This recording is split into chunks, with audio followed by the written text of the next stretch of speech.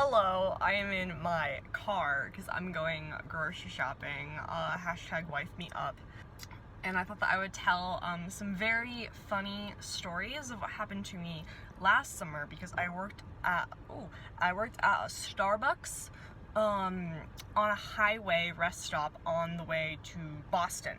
So you can imagine the insanity that I dealt with on a daily basis and how that's affected me now. So, story number one, I think is really funny. I think all these are funny. I think I'm funny. I was running the drive-thru because I always did that. They always made me do that, like talk to people on the headset, take their orders, yada yada yada. And the regional manager was visiting that day because they were just wanting to see where we're going and like giving us advice on how we can make our store better.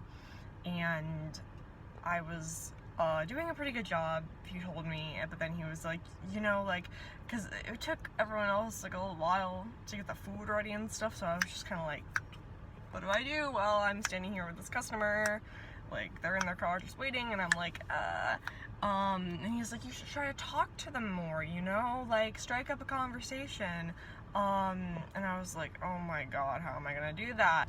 So, I'm like, okay, and I, ask the people in this car, it's a family, where are you headed today? And they go, Boston, just like that, like, bitch, and I was like, okay, and I was like, oh, that's fun, what for? And they're like, a funeral. Like, they're mad at me for talking to them, because the thing is that in Massachusetts, and like New England in general, and this is just my experience, is that we don't really want to talk to anyone.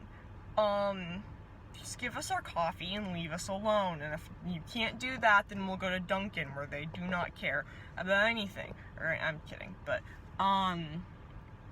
so they were, like, really mad that I was talking to them, understandably so. I don't really like it when people try to, like, know my life and stuff like that either. It's a regional thing. Story, number two involves spiders. I screamed in a customer's ear by accident. So I'm taking this guy's order, and I, feel like my hair is in my face, so I brush it out. It's back again, do it a second time. This time, my hand reveals to me a huge daddy long legs spider. I scream bloody murder in this guy's, face, and I drop the spider on the ground. It's never to be seen again. It's somewhere in the store today, I bet. I don't know the lifespan of daddy long legs spiders. Apparently a male daddy long legs can live up to a year, and a female daddy long legs can live up to 3 years. So if it was a female, it could still be in the Starbucks haunting people like me who are terrified of them.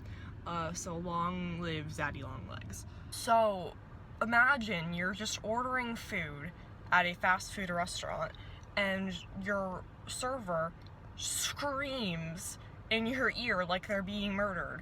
What do you do? This guy was like, ma'am, are you okay? And I was like, yeah, I'm fine. And the funniest thing is that we are one of the Starbucks that has like the video thing, so when you're at a drive-thru you can see the person taking your order. But our video thing was broken and it had like about a 20-second lag. So he heard me scream, and then 20 seconds later he saw me take this spider out of my hair and throw it on the ground. And yeah, he still ordered the food though. I assume that he ate it. So, all's well that ends well. I feel so like low energy, I did a tag sale this weekend and it really it took a lot out of me. Yeah, okay, I had to be outside for like several hours at a time. I think that's the longest I've been outside ever. It was a new experience. When I entered the house after the tag sale, I like forgot what the inside felt like I didn't know what to do and how to act when I was inside. I know, I'm just really tired. Story number 3 is also very funny. Like So we're not really supposed to, like, if you order, like, you know, like a breakfast sandwich, it comes in, like, this plastic bag. It was once in a freezer, then we moved it to our fridge, and then we put it in a big oven thing, and that's how you get the food. So it's kind of, like, you know, not a fresh thing. It's not like you go to Subway and, like, they make the thing for you, like, based on, like, the ingredients that you want. Like, that, when you're going to places like that, that's not what you're getting. We're really not supposed to alter the sandwich. But this lady asked me to open up the sandwich, take the bacon off, cook the sandwich in one oven, and cook the bacon in another, because Starbucks usually has, like, 2 ovens, and then put them in separate bags and give them to her. Now, that's just a lot of what we're not supposed to do. And she should know that, because she said, like, oh, I've asked other people and they've done it for me. And so I was like, I don't know what to do. So my shift manager came on to the little thing, and he was taking over talking to her. She's like giving the whole spiel, like, you know, like, oh, the Starbucks I was at last week did it for me, so I don't understand why you guys can't do it. And then he goes, well, not at this Starbucks, and hangs up on her. Like, that, I mean, he was still, we could still hear her, like, talking and stuff like that, but he just went, like, delete. And then we heard the car, like, vroom away through the drive-thru. I just went grocery shopping, and it's so hot, and I'm so sweaty. So link down and below for my petition to kill the sun, because then I won't sweat anymore. Anyway, if you liked this video, if you want more fun stories of me in my Starbucks days, because I have so many, and I have to share them as, like, a form of therapy, then, like, please comment, what was your favorite story? What would you have done if someone screamed in your ear while you were ordering a coffee? These are the questions I want answers to.